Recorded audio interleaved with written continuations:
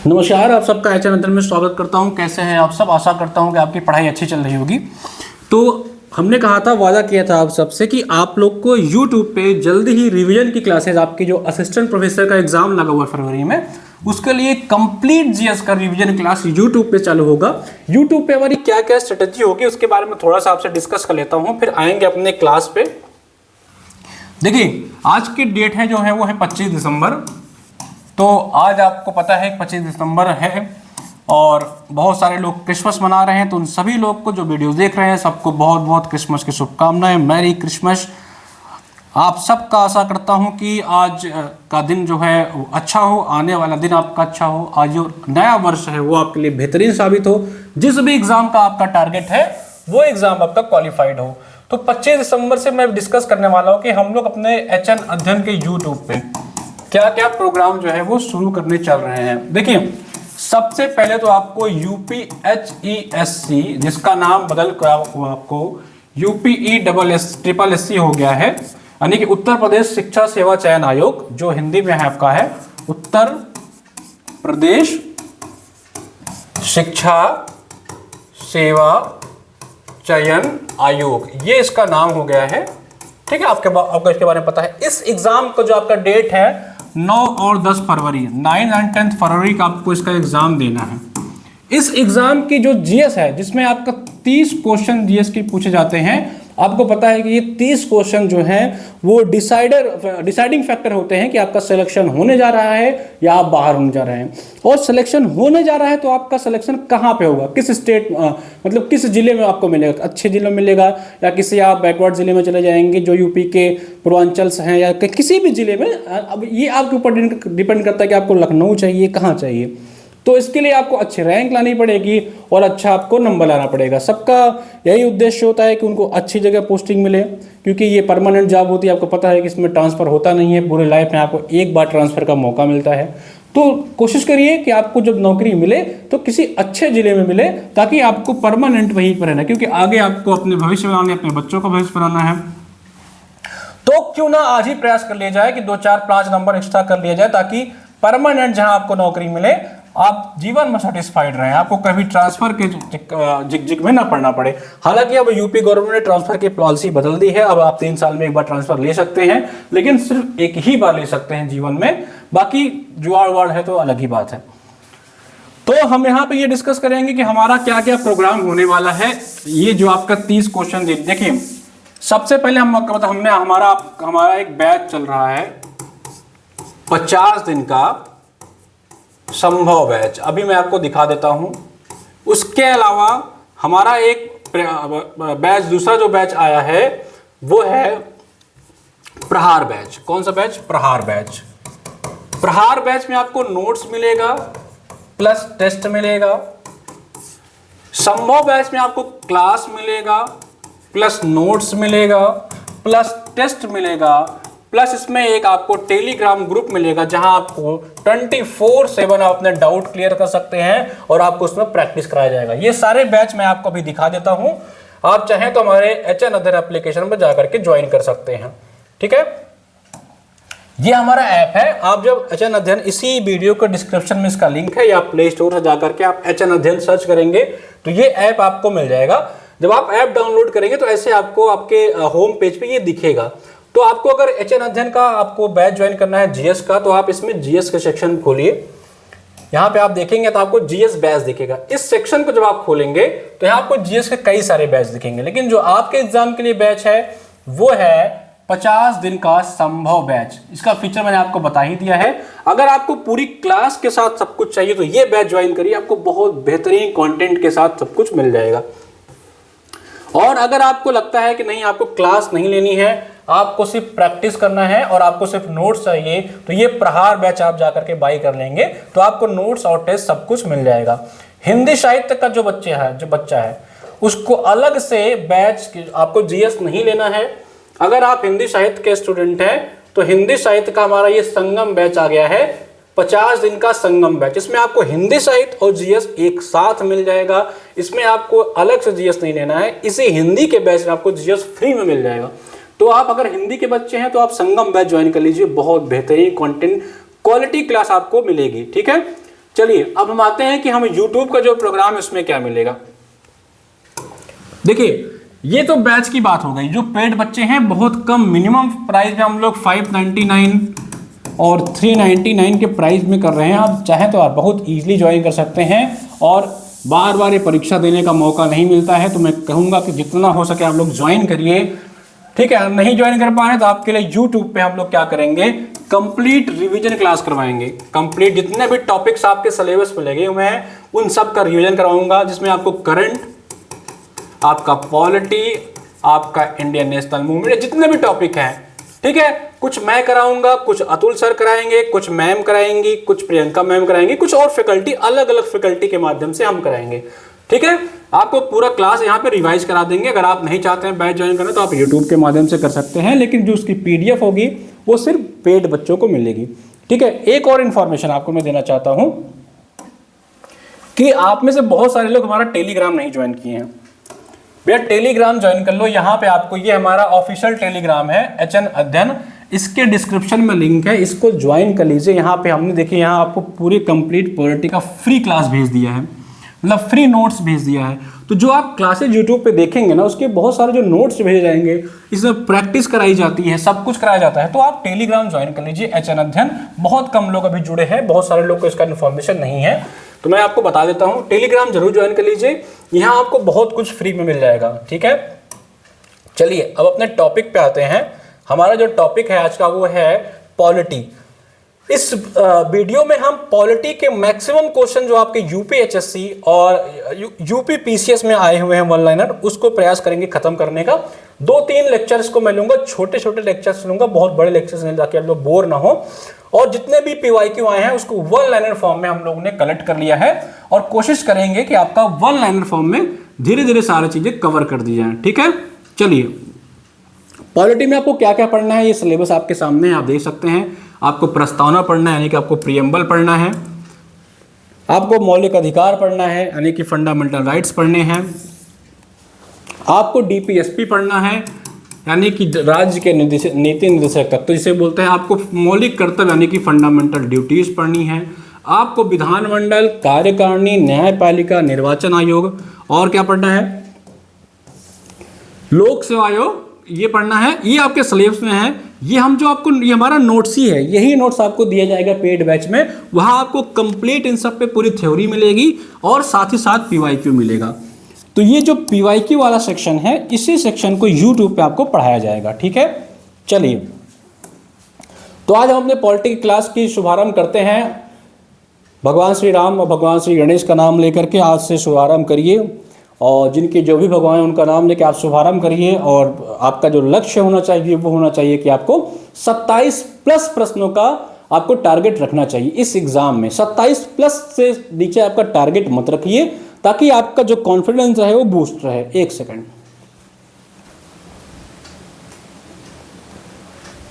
ठीक है, आ रहा है, हाँ। देन 27+ का जो आपका टारगेट होगा, जब आप 27+ का टारगेट रखोगे, 27+ का जब आपका टारगेट होगा, तब जा करके आप 22 से 25 क्वेश्चन के बीच में पहुंचेंगे। तो 27 का टारगेट रख के चलो, मैं तो कहूंगा 30 में 30 का टारगेट रख के चलो, ताकि जो आपका मैक्सिमम क्वेश्चन हो वो एग्जाम में हो जाए।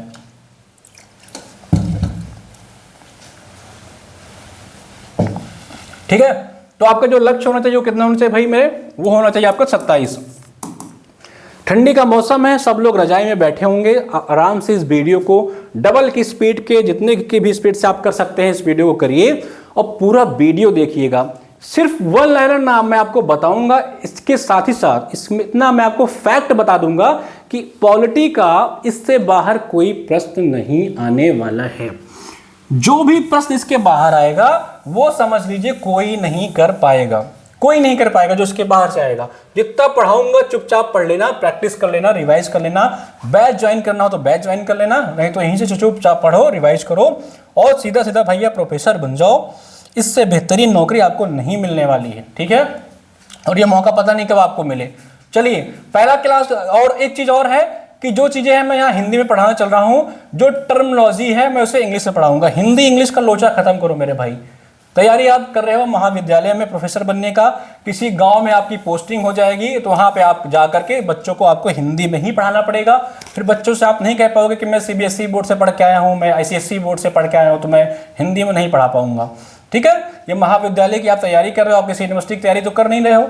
ये आपको पोस्टिंग महाविद्यालय में होगी, गांव में कॉलेजेस हैं वहां पे पोस्टिंग होगी, तो वहां के हिंदी मीडियम जो बच्चे होंगे आपको हिंदी में पढ़ाना होगा, आप चाहे ऑक्सफोर्ड से पढ़ के आए हुए हो। ठीक है, तो इस बात का ध्यान देना, हिंदी इंग्लिश मत करना।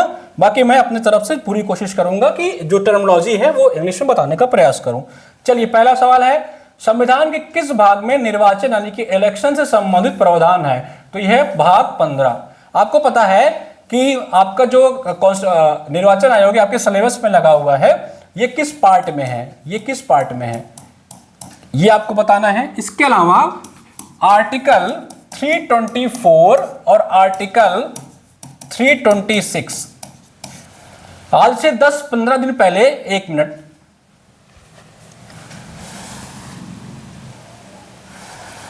ठीक है, अब ना कोई इश्यूज नहीं, ठीक है, कंटिन्यू करते हैं। तो आज से मैंने 10-15 दिन पहले इलेक्शन कमीशन के ऊपर एक प्रॉपर वीडियो बनाया था। उस वीडियो में मैंने सब कुछ बताया था इलेक्शन कमीशन के बारे में। जिसने वो वीडियो नहीं देखा है, इसी चैनल के प्लेलिस्ट में आपको मिल जाएगा। तो आपको मैंने बताया था कि ये 2 आर्टिकल बहुत इंपॉर्टेंट है। मैं सब कुछ यहाँ नहीं बताऊंगा, आपको कमेंट करते हुए चलना है। आर्टिकल 324 जो है आपके इलेक्शन कमीशन संबंधित है, भाग 15 में है, आपके ये दिया है। ठीक है, पार्ट 15 किस पार्ट में है? 15। 324। अब आपको कमेंट करना है कि आर्टिकल 326 क्या है, आर्टिकल 326 क्या है, आप कमेंट करके बताइए कि आर्टिकल 326 क्या है। ठीक है भाई, चलो आगे बढ़ते हैं। भारत के संविधान के आर्टिकल 21A क्या प्रावधान करता है? तो ये क्या है? शिक्षा का अधिकार। तो भारत का कॉन्स्टिट्यूशन आपका अनुच्छेद जो आर्टिकल है 21A, वो क्या करता है? Right to education, right to education. Right to education जो आपका एक्ट आया था, जिसे आप RTE एक्ट बोलते हैं, ये आया था 2009 में। कब आया था भैया? सब इंपॉर्टेंट चीज है, याद रखिएगा। कब आया था? 2009 में। किसके?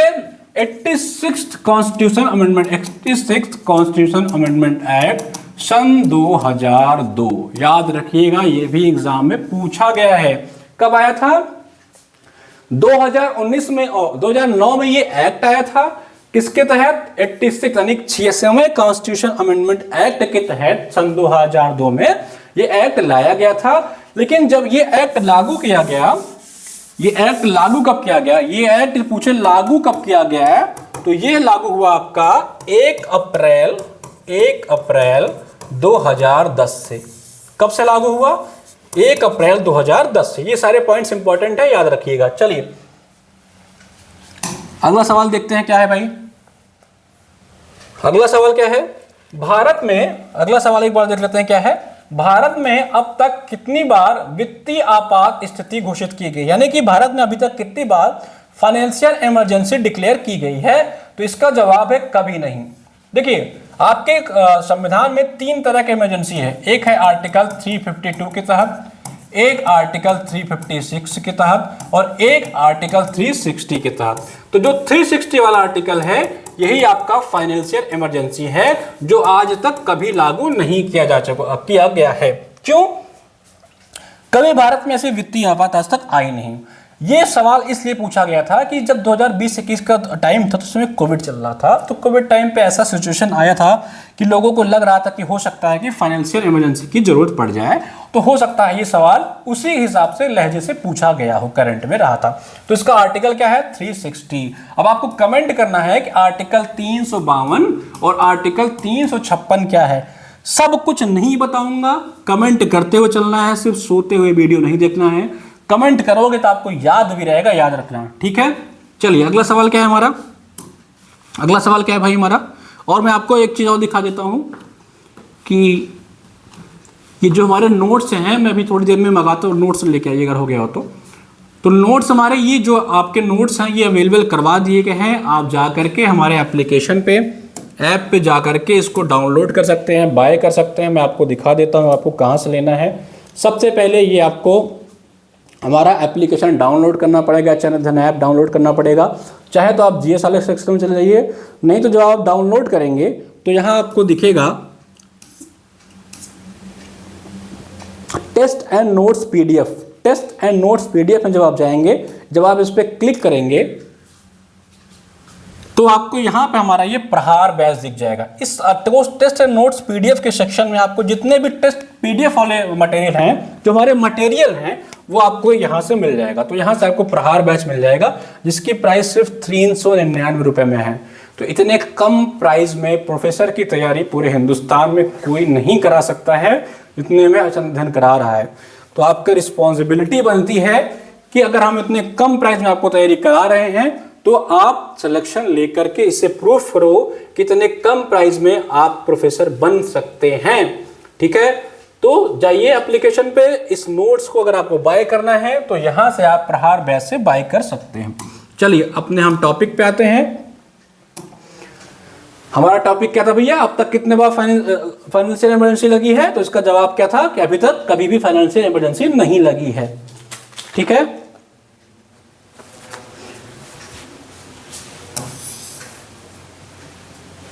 एक सेकंड,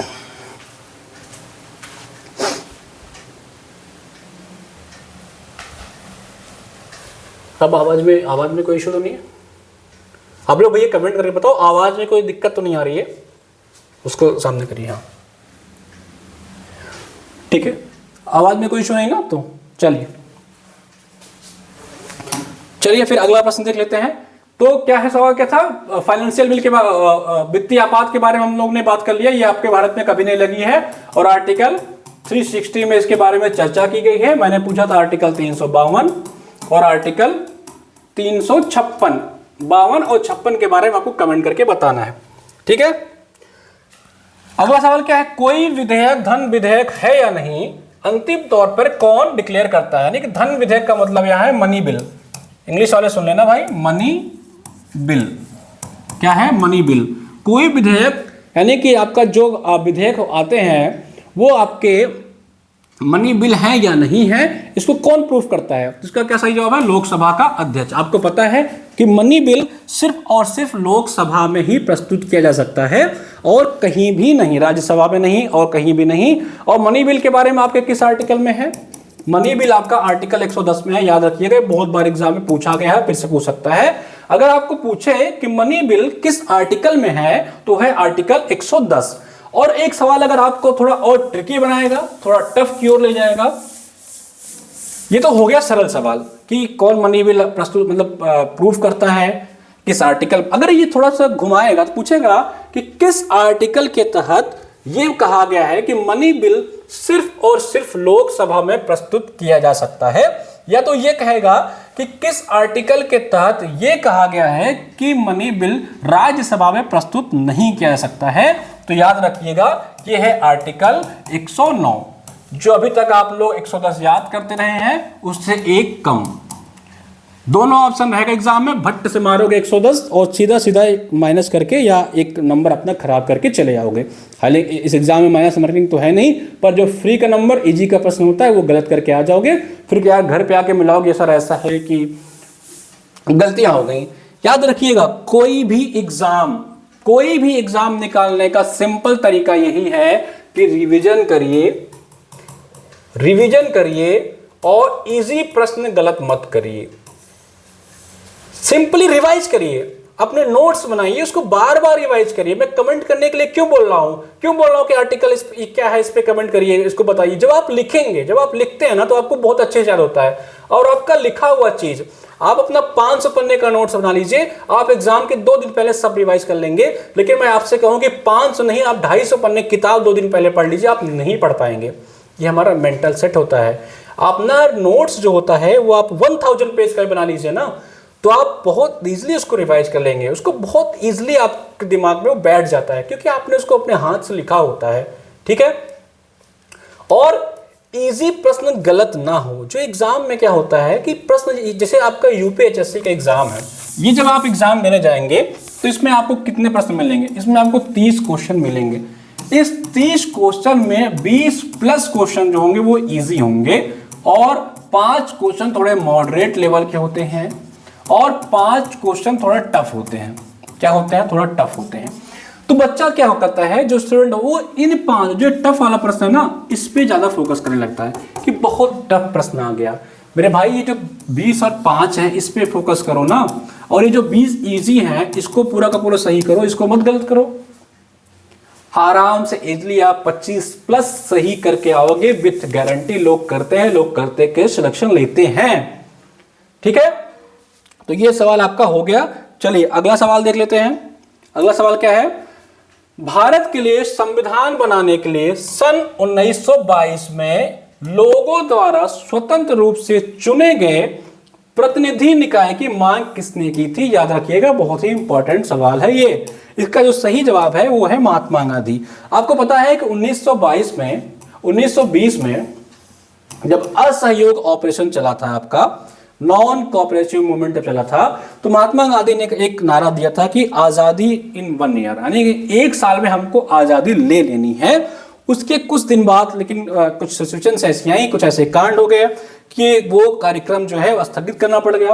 तो 1922 में इन्होंने एक कमेटी बिठाई और कहा कि हम एक संविधान सभा बनाएंगे और स्थानीय लोगों को उसमें प्रतिनिधि बनाएंगे। तो ये कब हुआ? ये 1922 में हुआ। ये डेट ईयर याद रखिएगा। और इसको कौन कहा था? MK गांधी। ठीक है, चलिए अगला सवाल देखते हैं। अगला सवाल पूछ रहा है कि संविधान के किस आर्टिकल के तहत, यानी कि संविधान के आर्टिकल दे रहा है, संविधान के आर्टिकल 12 में क्या राज्य के अंतर्गत क्या शामिल है, यानी कि जो स्टेट टर्म आपका है STAT, ये जो टर्म है आपके आर्टिकल 12 में, इसमें क्या क्या शामिल होता है। तो इसमें क्या क्या शामिल होता है याद रखिएगा। इसमें आपका पार्लियामेंट शामिल होता है, स्टेट के सारे लेजिस्लेचर शामिल होते हैं, यानी कि आपकी विधायिका शामिल होती है, सांसद शामिल होती हैं, और आपके जो लोकल बॉडीज होते हैं वो शामिल होता है, और कुछ आपके बॉडीज जो है जैसे LIC, ये सारी चीजें जो है आपके स्टेट के टर्म में आती हैं। यहाँ स्टेट का मतलब हम लोग राज्य नहीं समझते, यहाँ स्टेट का मतलब बहुत ही ब्रॉड है। जब आप कॉन्स्टिट्यूशन पढ़ोगे तब आपको आइडिया लगेगा कि स्टेट का एक्चुअल मीनिंग क्या होता है। तो यहाँ पे मोटा मोटा आप समझ लीजिए कि आपकी पार्लियामेंट शामिल होती है, आपके राज्यों की जो विधानसभा है वो शामिल होती हैं, और आपके जो लोकल बॉडीज हैं वो शामिल होती हैं, कुछ और ऑपरेशनल बॉडी जो आपके हैं LIC वगैरह, ये सारी चीजें शामिल होती हैं। ठीक है, चलिए अगला क्या सवाल है। अगला सवाल है कि संविधान का कौन आर्टिकल 48 किससे संबंधित है? ये क्या है? वन तथा वन्य जीवों का संरक्षण। किससे संबंधित है? वन्य तथा वन्य जीवों का संरक्षण, यानी कि फॉरेस्ट और वाइल्ड लाइफ का जो प्रोटेक्शन है वो आर्टिकल 48 के तहत किया जाना है। ठीक है, किसके तहत किया जाना भाई? आर्टिकल 48 के तहत किया जाना। आई होप आपको ये क्लासेस समझ में आ रही होंगी, तो आप कमेंट बॉक्स में बता सकते हैं। चलिए अगला कुछ सवाल देख लेते हैं। अगला क्या है? संविधान का कौन सा आर्टिकल है जिसमें वार्षिक बजट प्रस्तुत किया जाता है? यह है आर्टिकल 112। कौन सा आर्टिकल है? 112। हालांकि संविधान में बजट का कोई नाम नहीं है, इसमें है एनुअल फाइनेंशियल बिल। क्या है? एनुअल फाइनेंशियल बिल, AFB, इसके नाम से है जो आपका आर्टिकल 112 में प्रस्तुत किया जाता है। अब आपको कमेंट करना है कि आर्टिकल 110 क्या है। अभी मैंने बताया था आर्टिकल 109 क्या है, ये भी बताना है। ठीक है, चलिए अगला क्या सवाल है आपका? भारत का संविधान के किस आर्टिकल में कार्योत्तर कानून, यानी कि पोस्ट फैक्टो संरक्षण प्रावधान किया गया है? यह है आर्टिकल 20। इसका मतलब क्या समझिए? मतलब इसका ये है कि जैसे मान लीजिए कि ये ईयर 2024 है और आने वाला साल 2025 है। ठीक है, किसी व्यक्ति ने चोरी करी और चोरी की सजा जो 2024 में थी वो थी 1 साल, यानी कि 2024 में अगर कोई चोरी करता है तो उसको 1 साल की सजा मिलेगी। लेकिन 2025 में कानून बदल गए, अब इस सजा को कर दिया गया 2 साल। एक व्यक्ति ने 2024 में चोरी की थी, ठीक है, उसको सजा जो है 2025 में सुनाई गई, 2024 में सुनाई गई, तो क्या होगा? अब उसको 1 ही साल की सजा दी जाएगी। ऐसा नहीं कि दिसंबर महीने में यहाँ पे जजमेंट आया था, जनवरी में इसको सजा दी जानी है, तो अब ऐसा नहीं कि 2 साल वाला नियम लागू हो जाएगा। ये नियम होता है कि जब आपने चोरी की थी, जब आपका निर्णय आया था, जब आपका अपराध हुआ था, उस समय क्या लॉ था, उस बेसिस पे ही आपको उसी कानून के तहत आपको सजा सुनाई जा सकती है। ठीक है, आर्टिकल किस में है ये? 20 में। आर्टिकल 20 में 3 चीजें बताई गई हैं, थोड़ा नोट कर लीजिएगा, इंपॉर्टेंट आर्टिकल है। एक तो जो मैंने आपको बताया कि पोस्ट फैक्टो लॉ अप्लाई नहीं होता है। दूसरा क्या है? दूसरा है कि अपने खिलाफ आपको खुद गवाही देने के लिए मजबूर नहीं किया जा सकता है। और एक प्रावधान इसमें यह भी किया गया है कि क्रिमिनल केसेस में, जो क्रिमिनल केसेस होते हैं उसमें आपको अपना स्वयं का वकील रखने का मौका दिया जाता है। ठीक है, चलिए अगला क्या सवाल है आपका?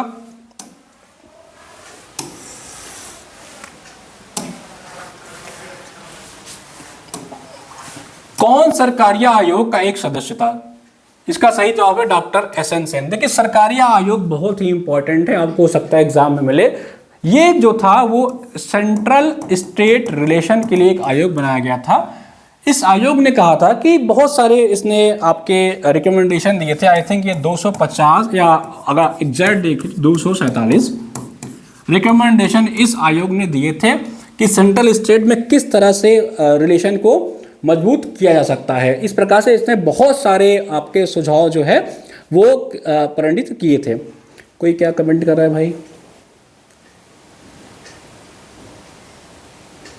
ठीक है, चलिए आपका अगला सवाल क्या है?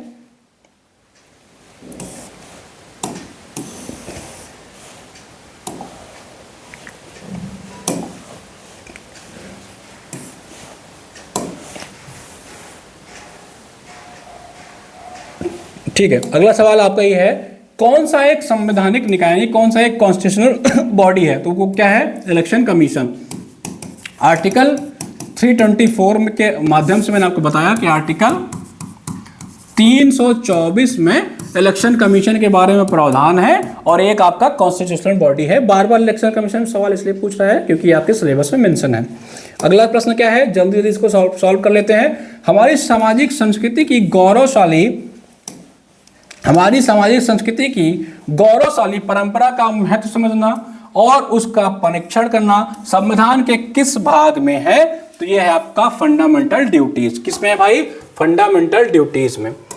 आपको बताना है कि फंडामेंटल ड्यूटीज आपके किस आर्टिकल में है। देखिए चलिए मैं बता देता हूं, आप चाहे तो कमेंट। देखिए आर्टिकल 51A के तहत आपको फंडामेंटल ड्यूटीज डाली गई हैं।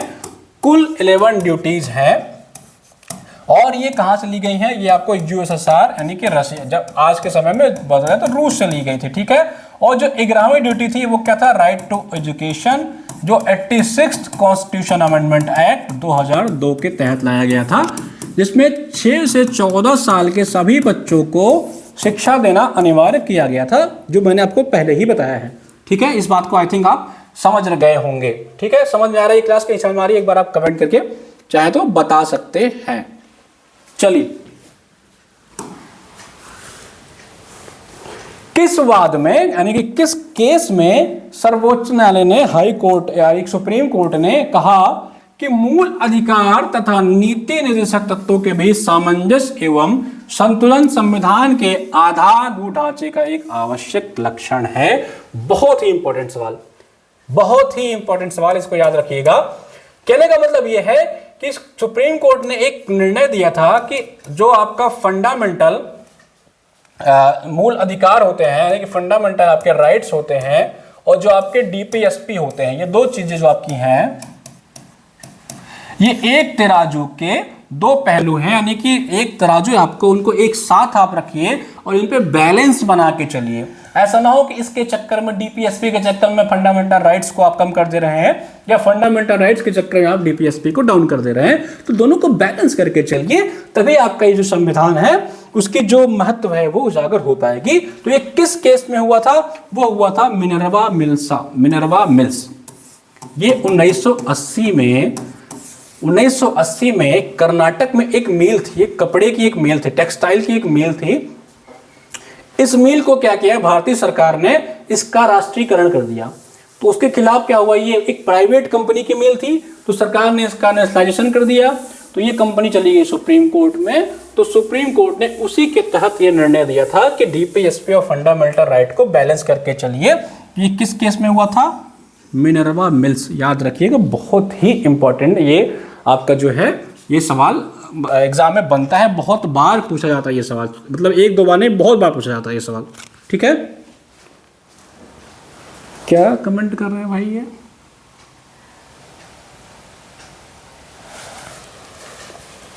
सर जरा एक गिलास पानी दे दीजिएगा। चलिए यहाँ तक हो गया है और कोशिश करते हैं कि थोड़ी थोड़ी और क्वेश्चन कर लिया जाए। फिर इस क्लास को अब मैं कोशिश करूंगा कि डेली आपको पढ़ाने का प्रयास किया जाए।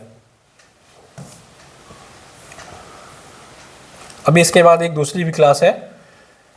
चलिए कुछ और क्लासेस देख लेते हैं। संविधान के 42वें संशोधन यानी कि 42nd कॉन्स्टिट्यूशन द्वारा वन्य पशु एवं पक्षियों नामक प्रविष्टि किस सूची में जोड़ दिया गया? ये है आपकी कॉन्करेंट लिस्ट। आपको पता है कि 3 तरह के लिस्ट हैं। एक है आपका जिसमें आपका यूनियन लिस्ट होता है, एक आपका स्टेट लिस्ट होता है और एक आपका कॉन्करेंट होता है। ठीक है, तीनों लिस्ट में अलग अलग बहुत सारे अलग अलग प्रावधान है कि ये काम तुम करोगे, ये काम हम करेंगे, ये काम हम दोनों मिलके करेंगे, जो काम बचेगा वो पार्लियामेंट देख लेगा।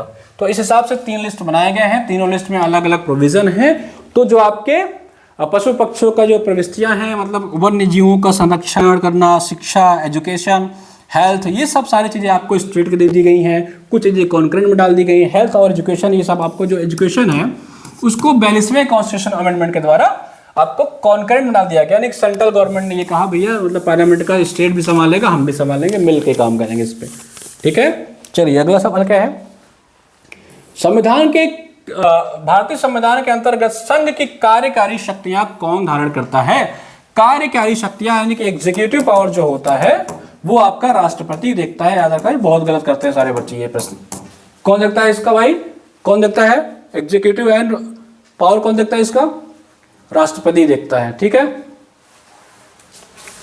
चलिए अगला सवाल देखते हैं।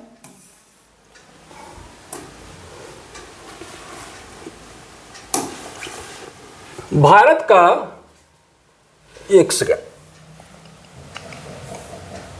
संपत्ति का अधिकार है, बहुत ही इंपॉर्टेंट सवाल है। संपत्ति का अधिकार है संवैधानिक और कानूनी अधिकार। संवैधानिक अधिकार नहीं रह गया है, एक प्रकार से ये कानूनी अधिकार ही है जो आपके आर्टिकल 350 ए में डाल दिया गया है। याद रखिएगा इसको, कितने में? आर्टिकल 350 ए में डाल दिया गया है। जहां मैंने आपको बताया था सारे राइट्स जो है वहां से निकाल के इसको इसमें डाल दिया गया है। अब ये कॉन्स्टिट्यूशनल राइट नहीं रह गया है, ये कानूनी या कर लीजिएगा आप स्टैच्यूटरी राइट्स ही रह गया है। स्टेट गवर्नमेंट जब चाहेगी तो आपके प्रॉपर्टी को वो पब्लिक वेलफेयर के लिए यूज कर सकती है। चलिए अगला सवाल क्या है? भारत के मुख्य निर्वाचन आयुक्त की नियुक्ति कौन करता है? मुझे लगता है इलेक्शन कमीशन से संबंधित जितने भी सवाल आते हैं, मैंने एक वीडियो में इलेक्शन कमीशन का बहुत ही प्रॉपरली वीडियो बनाया था, तो आपको इस पे तो आपको इलेक्शन कमीशन संबंधित कोई भी क्वेश्चन नहीं छोड़ना चाहिए अगर आपने वो वीडियो देखा है तो भारत का मुख्य निर्वाचन आयुक्त की नियुक्ति कौन करता है? तो राष्ट्रपति। आपको पता है इलेक्शन कमीशन आर्टिकल 324 में है, इसमें 3 मेंबर होते हैं, एक आपका मुख्य होता है, 2 आपके उसके साथी होते हैं। ठीक है, आपके पहले कौन इसके अध्यक्ष थे? वो थे सुकुमार सेन। इसमें एक महिला अध्यक्ष भी नियुक्त होती है, आपको कमेंट करके बताना है, मैंने वीडियो में लास्ट वाले बताया था।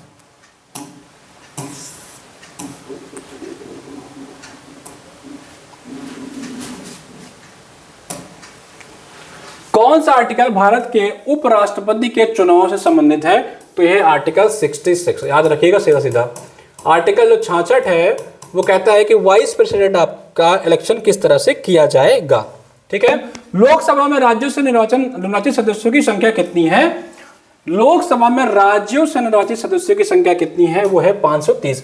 देखिए लोकसभा में टोटल जो सीटें हैं वो 550 है। आई थिंक वर्तमान में सिर्फ 543 ही हैं। ये अलग अलग क्राइटेरिया, लेकिन जो कॉन्स्टिट्यूशन जो आपके उसमें है संविधान में वो थी 550। ठीक है, इसमें से क्या है कि 530 आपके स्टेट से होते हैं, आपके 20 जो होते हैं वो यूनियन टेरिटरी से होते हैं, और पहले 2 आपको एंग्लो इंडियन होते थे, लेकिन 104 कॉन्स्टिट्यूशन अमेंडमेंट एक्ट में जो 2019 में आया था, एंग्लो इंडियन वाला जो 2 था उसको हटा दिया गया। ये तीनों चीज याद रखिएगा, बहुत ही इंपॉर्टेंट है। ठीक है, चलिए कुछ सवाल जल्दी जल्दी से और देख लेते हैं। मूलभूत कर्तव्य यानी कि फंडामेंटल ड्यूटीज को संविधान में फंडामेंटल ड्यूटीज को संविधान में किस वर्ष समाविष्ट किया गया, यानी कि जो फंडामेंटल आपको ड्यूटीज हैं वो कब डाला गया, वो डाला गया 1976 में। स्वर्ण सिंह कमेटी थी, याद रखिएगा, स्वर्ण सिंह कमेटी ने एक सुझाव दिया था, उसी सुझावों के तहत फंडामेंटल ड्यूटीज आपको डाल दिया गया। कहां से लिया गया था, यूएसएसआर से। कितनी ड्यूटीज है, 11, जिसमें मैं आपको बता दिया कि राइट टू एजुकेशन भी इसी में डाल दिया गया। मतलब बच्चों को पढ़ाना पड़ेगा आपको, ऐसे काम धाम नहीं करा सकते। चलिए, कौन सा संवैधानिक संस्था नहीं है, ये क्या पूछ रहे भाई, कौन सी संवैधानिक संस्था नहीं है, ये गलत है। कौन सी संवैधानिक संस्था ये होना चाहिए, वित्त आयोग। फाइनेंशियल कमीशन आपका आर्टिकल किसमें है, 280 में है, ठीक है। भारतीय संविधान में प्रथम संशोधन कब हुआ था, ये हुआ था 1951 में। कब हुआ था भारतीय संविधान में प्रथम संशोधन, ये आपका हुआ था 1951 में, ठीक है। ये याद रखिएगा 1951 में। इसमें आपका प्रधानमंत्री कौन थे, पंडित जवाहरलाल नेहरू। ये भी यूपीएससी में प्रश्न पूछा हुआ है कि जब प्रथम संविधान संशोधन हुआ था तो उसमें प्रधानमंत्री कौन थे, ये आपके थे जवाहरलाल नेहरू। भारतीय संसद के निचले सदन की अध्यक्षता कौन करता है, भारतीय संसद के निचले सदन की अध्यक्षता कौन करता है, तो इसके अध्यक्षता कौन करता है, आपका जो आपका वहां का लोकसभा का स्पीकर होता है, ठीक है। आपके स्पीकर इस समय कौन है, आपके स्पीकर इस समय है ओम बिरला। कौन है भाई, ओम बिरला, याद रखिएगा, इनका नाम भी पूछ सकता है। भारत की योजना आयोग के अध्यक्ष कौन है, योजना आयोग के अध्यक्ष जो होता है वो प्रधानमंत्री होते हैं। योजना आयोग का गठन 1950 में किया गया था, जिसका नाम बदल के 2015 में मोदी जी ने नीति आयोग कर दिया था। क्या कर दिया था, नीति आयोग कर दिया था, याद रखिएगा इसको। केलकर समिति किस विभाग से संबंधित है, तो यह है आपका वित्त विभाग से। कोठारी कमीशन किससे संबंधित है, यह है आपका एजुकेशन से। कोठारी कमीशन 1964 के आसपास आया था, ये आपके एजुकेशनल रिफॉर्म के बारे में बात कर रहा था। संविधान सभा ने राष्ट्रीय गीत को कब अपनाया, इसका जो डेट है वो है 24 जनवरी 1950, याद रखिएगा, बहुत ही इंपॉर्टेंट है ये, ठीक है। चलिए अगला सवाल देखते हैं। अगला सवाल क्या है आपका, भारत के संघ लोक सेवा आयोग का गठन किस आर्टिकल के तहत किया गया है, वो है आर्टिकल 315। बहुत ही इंपॉर्टेंट क्वेश्चन, याद रखिएगा। और आर्टिकल 317 भी इसका इंपॉर्टेंट है, याद रखिएगा। आर्टिकल 317 इसमें है खतरा, यानी कि ये ऐसा आर्टिकल है जिसके तहत इनके अध्यक्ष को या इनके मेंबर को बर्खास्त किया जा सकता है। अगर ये पूछता है तो कौन सा आर्टिकल 317, बाकी ये संघ लोक सेवा आयोग किसमें है तो आपको 315 लगाना है, ठीक है। संसद में सरकारी विधेयक का अर्थ क्या है, संसद में सरकारी विधेयक क्या अर्थ है कि संसद के दोनों सदनों में से किसी भी मंत्री द्वारा प्रस्तुत किया गया विधेयक, यानी कि जो गवर्नमेंट बिल होती है वो क्या होती है, जो कोई भी आपका मंत्री जो प्रस्तुत करता है वही आपकी गवर्नमेंट बिल होती है। चलिए, किस संविधान संशोधन के द्वारा संपूर्ण प्रभुत्व संपन्न लोकतंत्रात्मक गणराज्य के स्थान पर संपूर्ण प्रभुत्व संपन्न समाजवादी पंथ निरपेक्ष लोकतंत्रात्मक गणराज्य पढ़ा जाने लगा। बहुत ही इंपॉर्टेंट सवाल है, इस बात को याद रखिएगा। देखिए, आपकी जो प्रियम्बल है, आपका जो प्रियम्बल है उससे संबंधित बहुत सारे केसेस हुए। एक केस था बेड़ू बारी केस, इसको बेरू बारी भी कहते हैं, कुछ और भी सकता पढ़ते हैं, आप एक बार देख लीजिएगा। इस केस में कोर्ट ने कहा, सुप्रीम कोर्ट ने कहा कि आप प्रियम्बल को अमेंड नहीं कर सकते, ठीक है। फिर उसके बाद LIC का केस हुआ, उसमें भी कोर्ट ने कहा नहीं भाई आप अमेंड कर सकते हैं। तो अगर आपका पूछता है किस केस में ये कहा गया कि आप अमेंड नहीं कर सकते हैं, तो वो आपका है बेड़ू बारी। लेकिन 42वें कॉन्स्टिट्यूशन अमेंडमेंट एक्ट, किस अमेंडमेंट एक्ट में, 42वें 42nd, किसमें 42nd, ये आपको दिया हुआ है 42nd constitutional amendment act 1976। Indira Gandhi सरकार ने प्रियम्बल में पहली बार और अभी तक का आखिरी बार अमेंडमेंट कर दिया। क्या कर दिया, उसमें अमेंडमेंट कर दिया गया, उसमें कई सारे टर्म जोड़ दिए गए, ठीक है, तो अगर आपका पूछता है कब किया गया तो इसका ईयर याद रख लीजिएगा 1976, 42वें कॉन्स्टिट्यूशन अमेंडमेंट एक्ट के द्वारा। इसको याद रखिएगा, बहुत ही इंपॉर्टेंट आर्टिकल है ये, ठीक है, बहुत ही इंपॉर्टेंट आर्टिकल है, इसको याद जरूर रखिएगा। भारतीय संविधान में कुल कितने आर्टिकल दिए गए हैं, कुल कितने आर्टिकल दिए गए हैं और कुल कितने अनुसूचियां, यानी कि आर्टिकल और शेड्यूल पूछ रहा है तो 395 आर्टिकल हैं और 1200 अनुसूचियां हैं। अभी के हिसाब से देखेंगे तो आई थिंक ये 450 प्लस हो गई हैं, और लेकिन जब आपके एग्जाम में पूछेगा तो आपको 395 और 12 ही लगाना है, ठीक है। चलिए अगला कुछ प्रश्न देख लेते हैं।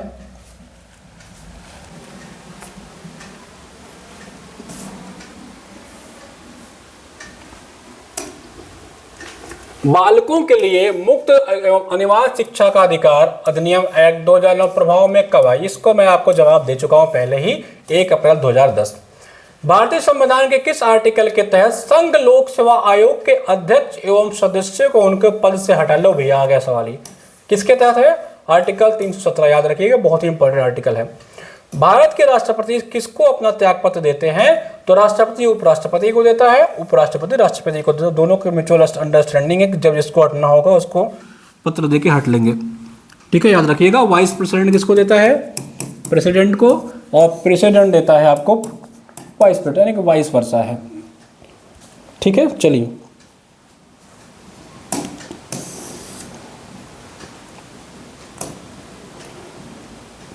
अगला सवाल देख लेते हैं, क्या भाई? केंद्र सरकार योजना आयोग तथा राज्य सरकारों के बीच समन्वय करता है, यानी कि इनके बीच में जो कोऑर्डिनेशन होता है केंद्र और राज्यों के बीच में, कोऑर्डिनेशन का काम कौन करता है? केंद्र और राज्य के बीच में कोऑर्डिनेशन का काम कौन करता है? तो इसका क्या सही जवाब है? इसका है राष्ट्रीय विकास परिषद, नेशनल डेवलपमेंट काउंसिल, जिसका गठन 1952 में हुआ था, याद रखिएगा, 5 अगस्त 1952। डेट एक बार में कंफर्म नहीं मुझे अभी है, लेकिन अगस्त 1952 ये तो कंफर्म है, ठीक है। 1952 आपके एग्जाम में पूछता है, बहुत ज़्यादा डेट याद रखने की जरूरत नहीं है। 1952 आप याद रखिएगा, इसका गठन हुआ था। ये क्या करता है कि आपका जो सेंट्रल गवर्नमेंट है, यानी जो केंद्रीय सरकार है और जो स्टेट की सरकार है, इन दोनों के बीच में ये कोऑर्डिनेशन का काम करता है, ठीक है। चलिए अगला सवाल देखते हैं भाई। राज्य के मुख्य न्यायाधीश और अन्य न्यायाधीशों की नियुक्ति किसके द्वारा की जाती है? तो मुख्य न्यायाधीश और राज्य के जो जितने भी न्यायाधीश हैं उनकी जो नियुक्ति होती है वो राष्ट्रपति ही करता है, याद रखिएगा, राज्यपाल नहीं करता है। बहुत सारे लोग पता होता है फिर गलत करके चले जाते हैं, तो उनकी नियुक्ति कौन करता है? राष्ट्रपति ही करता है, ठीक है। चलिए देखिए, ये थोड़ा अच्छा प्रश्न आपके एग्जाम में पूछा था। संसदीय सचिव किसके समक्ष अपने पद की शपथ लेते हैं? ज्यादातर हम लोग ये सब संसदीय सचिव के बारे में पढ़ते उड़ते नहीं हैं, लेकिन आपके एग्जाम में आ गया था, इसलिए आ गया होगा क्योंकि ये करंट में न्यूज रहा होगा, ठीक है। तो इसका जो सही जवाब है, एक्चुअली में ये उत्तर प्रदेश के करंट अफेयर से संबंधित न्यूज था, तो आपका इसका जो सही जवाब है, जो संसदीय सचिव होते हैं वो चीफ मिनिस्टर के सामने सम्मुख अपना जो है शपथ लेते हैं। देखिए आपके यूपी एचएससी का जो सिलेबस है, इसके सिलेबस में यूपी स्पेशल का टॉपिक तो नहीं लिखा गया है, यानी कि ये नहीं लिखा है यूपी स्पेशल आएगा, लेकिन डायरेक्ट इनडायरेक्ट करंट या कुछ यूपी की योजनाएं जो मैंने प्रीवियस ईयर एनालिसिस किया है, तो 2-3 प्रश्न आपका यूपी से पूछ ही लेता है, चाहे वो आपका करंट से संबंधित पूछ ले, चाहे यूपी की कोई करंट की योजनाएं पूछ ले, या आपका जो अपना विषय जो पॉलिटिकल साइंस है, इन्हीं में यूपी से संबंधित कोई पॉलिटिकल क्वेश्चन अगर संबंध चल रहे हैं तो पूछ लेगा। तो ऐसे ही आपको यूपी का चीजें इग्नोर नहीं करनी है, खासकर करंट अफेयर।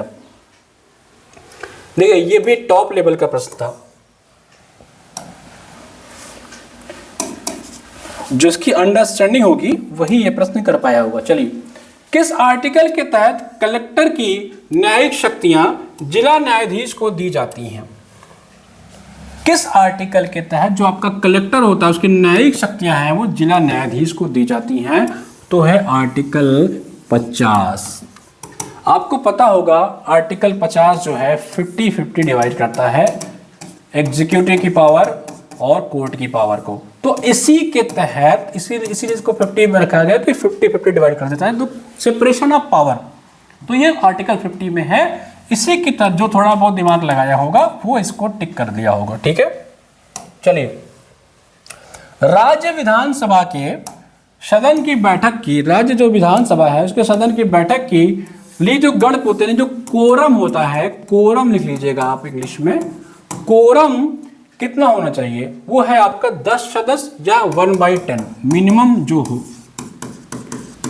ठीक है, कम से कम 10 होने चाहिए और 1/10 भी हो सकते हैं। मान लीजिए कि आपके यूपी में अगर आपका 400 सीटें हैं तो 40 सदस्य का इसका कोरम बनेगा। अगर 40 नहीं बन रहे, 10 भी आ गए हैं, तो हम मान लेते हैं कि हाँ कोरम जो है वो कंप्लीट है, अब राज्यसभा की कार्रवाई शुरू की जाए।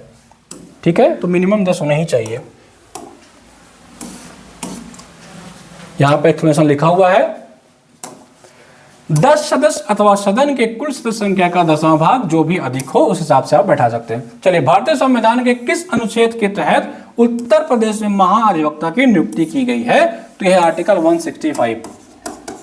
अब आपको कमेंट करके बताना है कि करंट में उत्तर प्रदेश के अटॉर्नी जनरल, महाअधिवक्ता, एडवोकेट जनरल कौन है, कमेंट करके बताइए। बहुत इंपॉर्टेंट प्रश्न है, ये हाल ही में इनकी नियुक्ति की गई है। मैं हिंट देता हूं कि कोई मिश्रा करके, एक बार इसको आप जाके खोज लीजिएगा, इंपॉर्टेंट है, करंट में था तो ये पूछ सकता है।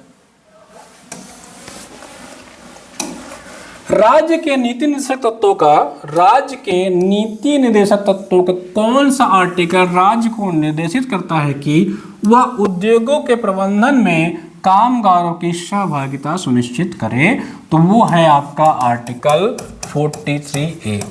कौन सा आर्टिकल है? 43A। कुछ और इंपॉर्टेंट आर्टिकल मैं आपको बता देता हूं, याद रखिएगा।